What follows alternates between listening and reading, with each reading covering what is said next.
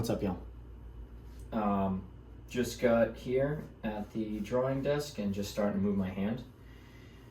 And I was listening to a video from a very, very good artist that is a professional that worked in the industry at a job that I would love to have for sure.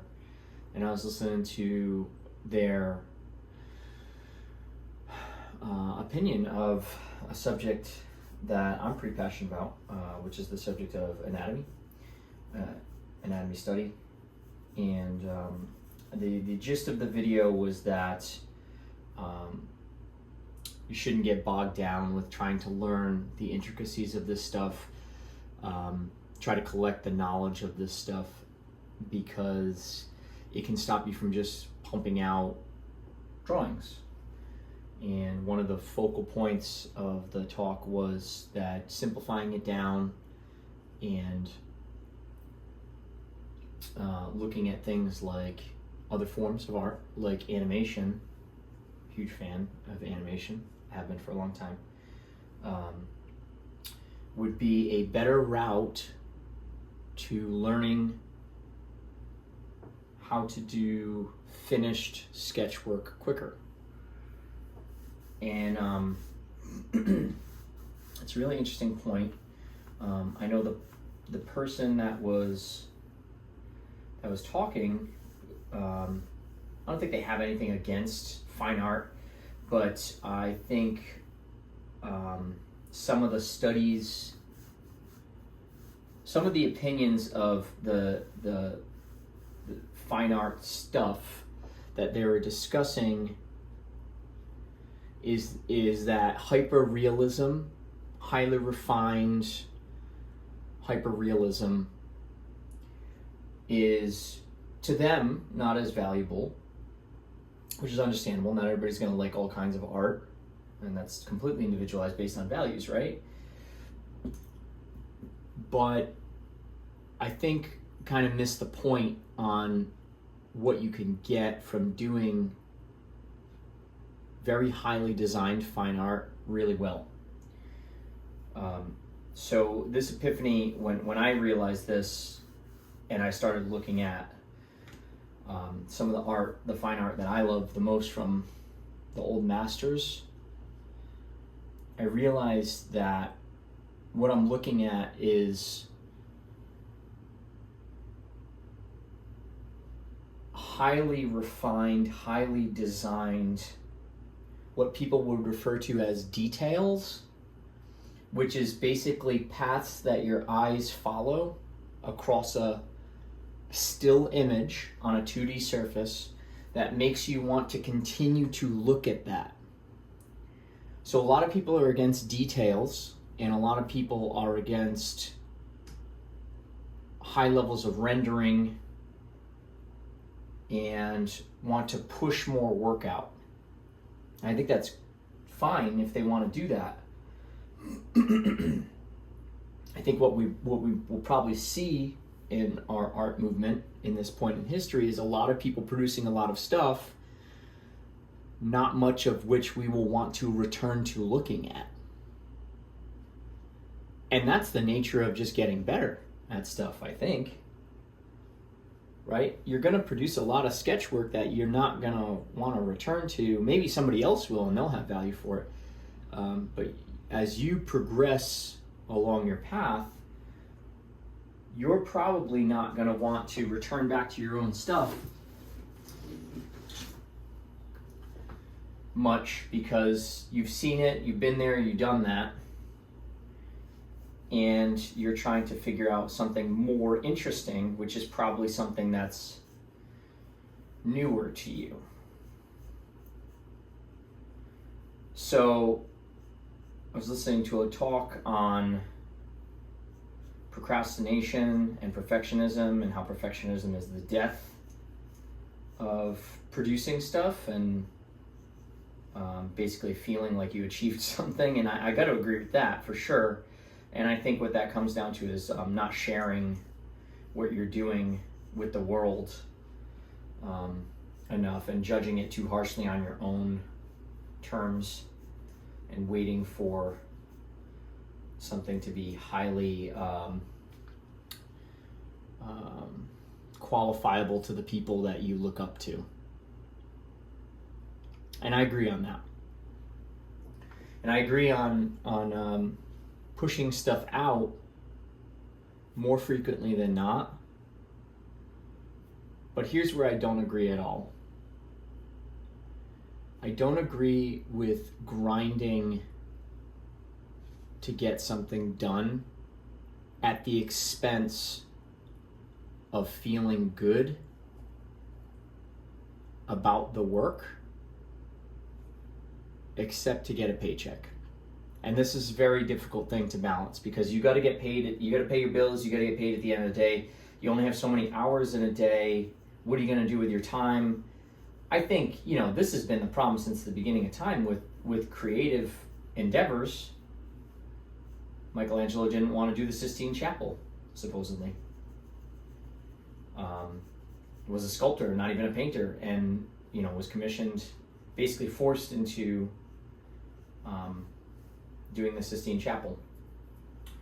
And we all think it's incredible, and it is. But I wonder how he felt about it. So, I'm not saying not to do stuff, and I'm not saying not to produce a lot of work either, but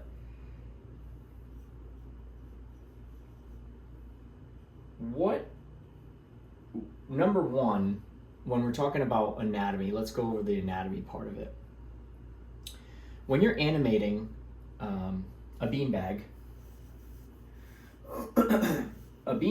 let's say, or a flour sack, or jelly bean, or whatever, this thing that you're drawing that's sitting, I always put like these little ends on it and look like carpet from Aladdin, because it gives me little points. Basically this is a representation of arms and legs, right? There's an arm, a leg, a leg. This is knocking it out of the park with something that looks like this and reminds me of this, but knowing how to leave out all of the detail to refine it down to this. But it doesn't come from simply just doing this. It comes from knowing this and only doing this.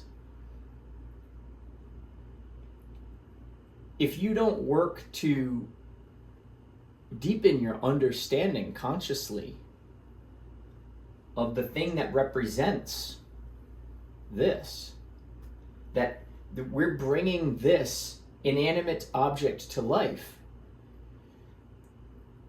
by choosing, the designer is choosing to actively leave out a rib cage, deltoids, serratus, all the individual parts, and just saying it's going to mass, like Bridgman would say, it's a mass, a form that roughly looks like the whole form of the human structure, with a lot of adipose tissue on it, right? Like a plump structure.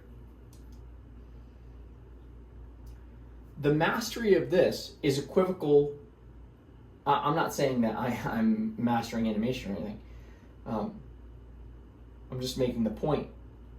If you look at Mike Tyson boxing and say, yeah, you just got to knock him out like Mike Tyson.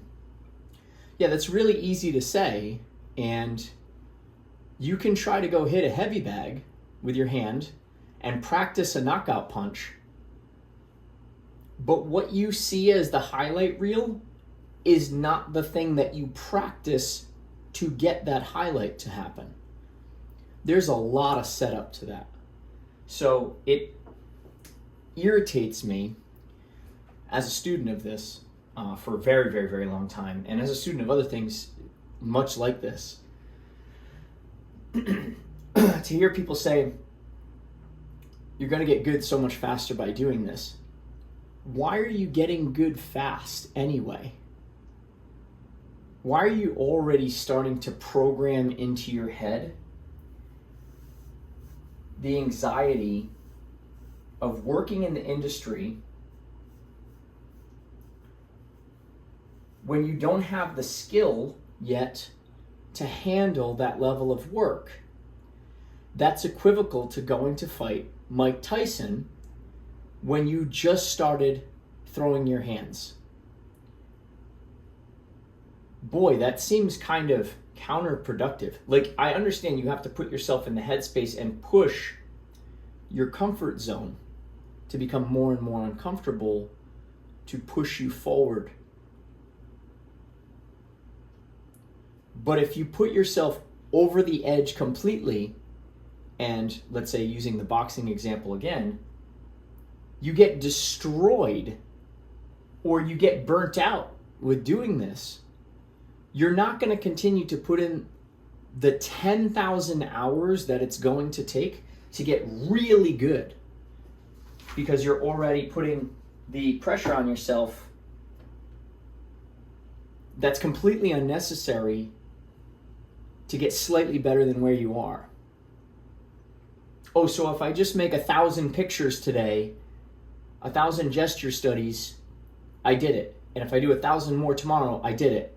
And it doesn't matter how I feel about doing those, even though I'm getting really bored doing it, I just keep doing it. There's a problem with that too. So there's not a one-size-fits-all, end-all, be-all answer. And I think that's probably the major point for me. You know, here I am doing the same studies that I do every day, my warm-up quick sketch studies, and it allows me to go into this meditative state to learn how to refine my process of just laying down these images. And I get that, I understand that.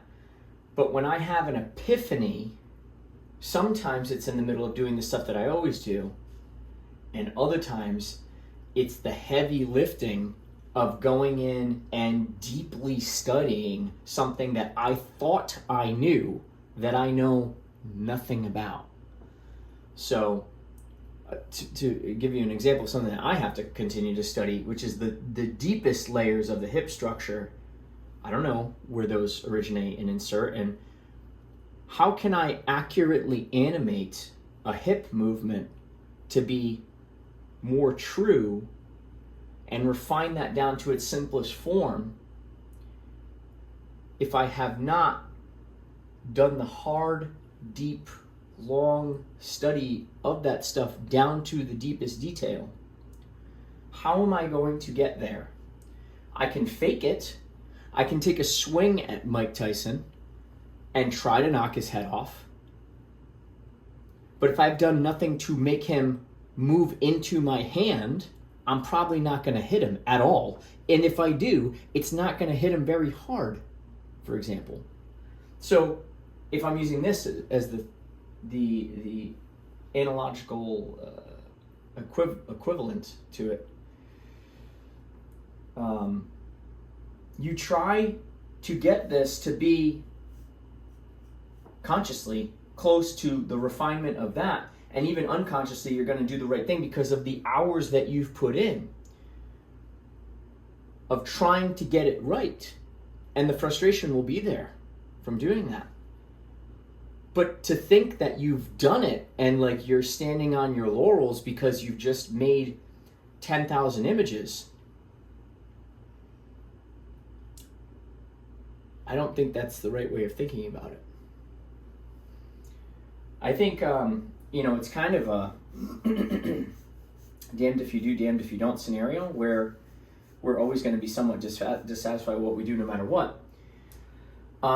But I don't think that dissuading people from studying things that they might really want to study to make better art, which is better according to themselves because your art is your own value that you put into it with your labor, dissuading people from doing that is silly. If, for example, somebody's learning how to draw but wants to become a sculptor, they'll need to know this. They will freeze an image in 3-dimensional space. And the focal points will be the details of the flexion and extension and rotation and the leaning and the tilting and the turning and the facing in a 3-dimensional way. and the softness and firmness of muscle tissues that are holding things in place or stretched and ready to move, that needs to be represented through the understanding of what this is doing. So maybe that's completely out to lunch for a person that's trying to become, say, a concept artist or something. Maybe that's completely unnecessary. Or maybe that person works in that industry for a little while and realizes, I don't really want to do this. I actually want to model things. I want a 3D model. So they change from the illustration portion of it to the sculpting portion of it, because they recognize their passion for that is greater, and they discovered that through wasting time on something that wouldn't get them the other job. Something to think about.